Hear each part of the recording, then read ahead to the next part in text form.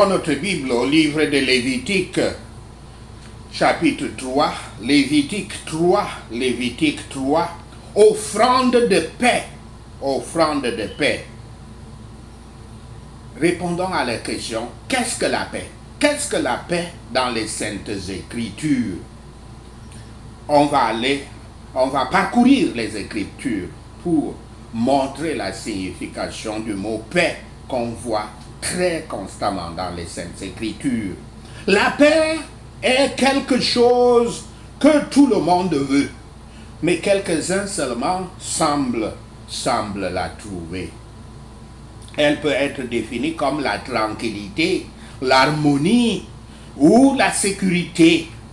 Selon la situation, elle pourrait signifier prospérité ou bien-être.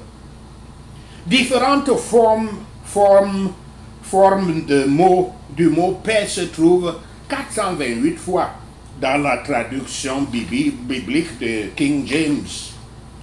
Il existe différents types de paix, y compris la fausse paix, la paix intérieure, la paix avec Dieu et la paix avec les hommes. Dans l'Ancien Testament, le mot hébreu original traduit par la paix, c'est shalom.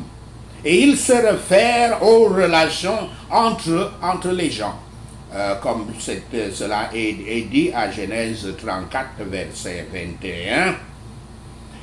Aux relations entre nations, comme cela est dit à 1 roi 5, verset 12. Aux relations entre Dieu et les hommes, comme cela est dit dans Somme 85, verset 8. La paix est un statut souhaité dans chacune de ces arènes que je viens de citer, de lister. Et Shalom est souvent lié à une alliance ou à une promesse conservée. Un ami familier, qui se dit littéralement dans les Écritures, ami de ma paix, comme dans Somme 41, verset 9, est celui avec qui vous seriez à l'aise, un compagnon de confiance. La paix était la salutation standard, comme nous le voyons dans 1 Samuel 25, verset 6, une salutation qui est encore utilisée dans de nombreuses cultures aujourd'hui. La paix est directement liée aux actions et aux attitudes des individus. Mais elle est finalement un don de Dieu, comme cela est dit à Ésaïe 45, verset 7, Lévitique 26, verset 6, Jean 14, verset 27. La présence de la paix indique la bénédiction de Dieu sur l'obéissance de l'homme, comme cela est dit dans Ésaïe 32, verset 17 et Malachie 2, verset 5. Cela dépend de la foi de l'homme, comme cela est dit à Ésaïe 26, verset 3. Il n'y a pas de paix pour les méchants, dit l'Écriture dans Ésaïe 48, verset 22. Aussi précieuse que soit, il n'est pas surprenant de constater qu'elle est parfois contrefaite. Les promesses vides de paix peuvent être utilisées pour manipuler les autres. Les hommes trompeurs parlent des paroles de paix en planifiant secrètement le mal, comme cela est dit dans Obadiah 1, verset 7.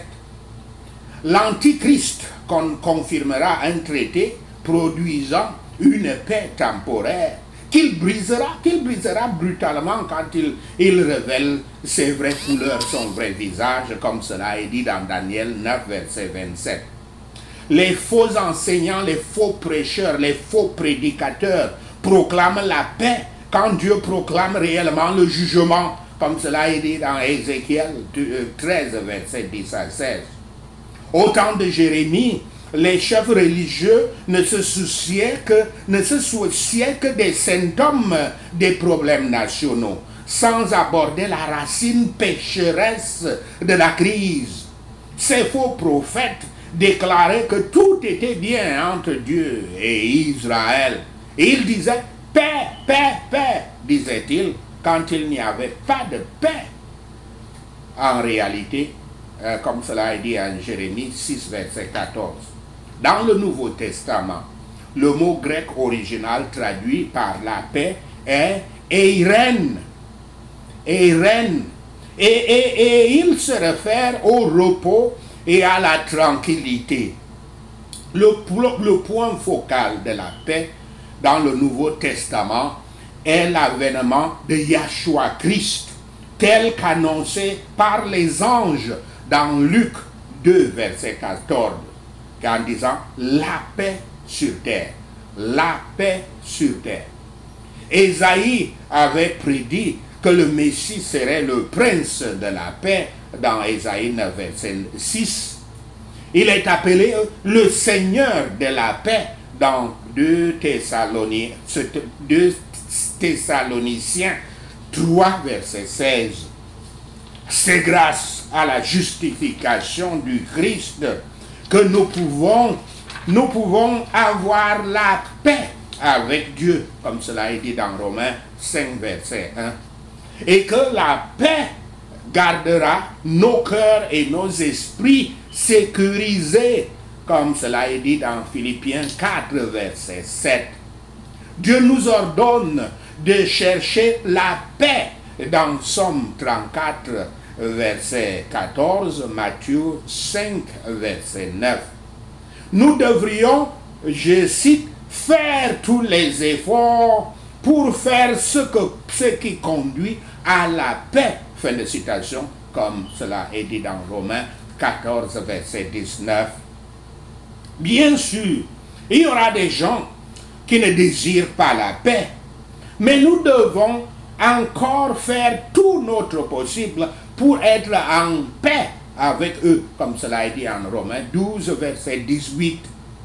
Les croyants ont l'obligation de, je cite, laisser la paix de Dieu gouverner, fin de citation, dans leur cœur, comme c'est écrit à Colossiens 3, verset 15. Cela signifie que nous avons le choix, soit de faire confiance aux promesses de Dieu, ce qui se dit dans les Écritures, laisser sa paix dominer, soit de compter sur nous-mêmes et de rejeter la paix qu'il offre. Yahshua a donné à ses disciples une paix fondée sur la vérité qu'il a vaincu le monde, comme c'est écrit dans Jean 14, verset 27, dans Jean 16, verset 33. La paix est un fruit de l'Esprit, un fruit de l'Esprit Saint. Donc, si nous autorisons l'Esprit de Dieu à gouverner dans nos vies, nous vivrons sa paix. Être conscient spirituellement apporte vie et paix, selon Romains 8, verset 6. Le monde continuera d'avoir des guerres et des conflits interpersonnels jusqu'à ce que Yahshua arrive pour établir une paix vraie et durable, comme cela est dit dans Ésaïe 11, verset 1 à 10. Mais Yahweh donnera sa paix à ceux qui croient en lui. Yahshua avait pris le châtiment de notre paix, comme c'est écrit dans Ésaïe 53, verset 5, et nous a permis de faire la paix avec Dieu, Yahweh. Une fois que sa paix règne dans nos cœurs, nous pouvons partager cette paix avec les autres. Nous devenons ainsi éditeurs de paix, comme cela est écrit dans Ésaïe 52, verset 7. Nous devenons des ministres de la réconciliation, comme c'est dit dans 2 Corinthiens 5, verset 18.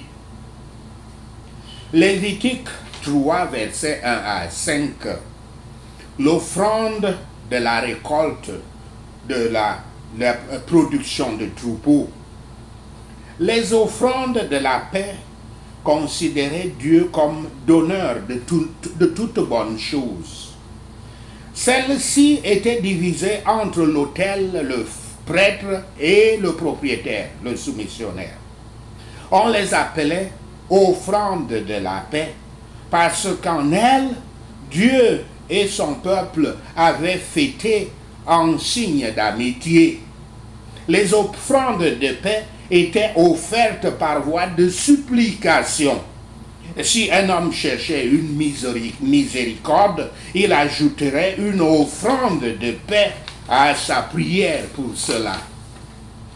Le Christ est notre paix, notre offrande de paix, car à travers lui seul, c'est que nous pouvons obtenir, à travers lui seul, nous pouvons obtenir une réponse de paix à nos prières. Où l'offrande de la paix a été offerte par l'action de grâce pour une pitié reçue. Nous devons offrir à Dieu le sacrifice de louange continuellement par Christ notre paix. Et cela fera plaisir au Seigneur mieux qu'un bœuf ou une chèvre ou un mouton. Lévitique 3, versets 6 à 17, l'offrande de la paix et du troupeau. Voici une loi qu'il ne devait pas manger, selon laquelle il ne devait manger ni graisse ni sang. Quant à la graisse, cela signifie la graisse de l'intérieur, le suif comme on appelle. Le sang était interdit pour la même raison. On ne peut pas manger le sang, parce que c'était la partie de Dieu, de tout sacrifice. Le sang, c'est la vie. Dieu n'autoriserait pas le sang qui faisait l'expiation comme une chose commune, comme cela est dit dans Hébreux 10, verset 29. Et il ne nous permettra pas, même si nous avons le réconfort de l'expiation, nous demander de partager l'honneur de le faire. Ceci enseignant aux Juifs à observer la distinction entre les choses communes et les choses sacrées. Il les séparait des idolâtres par ses commandements. Cela les impressionnerait plus profondément avec la croyance d'un mystère important dans l'effusion de sang et la combustion de la graisse de leur sacrifice solennel. Christ, en tant que prince de paix, je cite, a fait la paix avec le sang de sa croix. Fin de citation. Par lui, le croyant se réconcilie avec Dieu. Et ayant la paix de Dieu dans son cœur, il est disposé à suivre la paix avec tous les hommes. Que le Seigneur multiplie la grâce, la miséricorde et la paix à tous ceux qui désirent porter le caractère chrétien. Sachez cela et le Seigneur Yahweh vous bénira. Amen. Alléluia. Prenons ces points de prière. Prions pour vivre dans la joie et la paix de Yahweh. Seigneur Yahweh, aide-nous à vivre dans ta joie et ta paix. Merci Seigneur, au nom de Yahshua le Messie, nous prions. Père Yahweh, donne-moi la force et la compréhension pour résister à l'angoisse, à la colère, à l'envie, à la dépression, à l'amertume, au désespoir, à la solitude, à la peur et à la culpabilité. Merci Seigneur, au nom de Yahshua le Messie, nous prions. Sauve-moi, quand mon esprit est accablé en moi, quand mon esprit en moi est affligé. Merci Seigneur, au nom de Yahshua le Messie, nous prions. Je refuse de laisser ma vie tomber pour des émotions négatives comme celle-ci, Merci Seigneur. Au nom de Yahshua le Messie, nous prions. Quand je suis tenté de céder aux émotions négatives, Seigneur Yahweh, montre-moi ta vérité. Merci Seigneur. Au nom de Yahshua le Messie, nous prions. Tu as dit dans ta parole que par notre patience, nous pouvons posséder nos âmes. Merci Seigneur. Au nom de Yahshua le Messie, nous prions. Père Yahweh, donne-moi la patience pour pouvoir posséder mon âme. Merci Seigneur. Au nom de Yahshua le Messie, nous prions. Aide-moi à garder mon cœur avec toute la diligence, car je sais que à partir de lui émergent les problèmes de la vie. Merci Seigneur. Au nom de Yahshua le Messie, nous prions. Les justes crient et Yahweh entend et les libère de tous leurs ennuis. Merci Seigneur. Au nom de Yahshua le Messie, nous prions.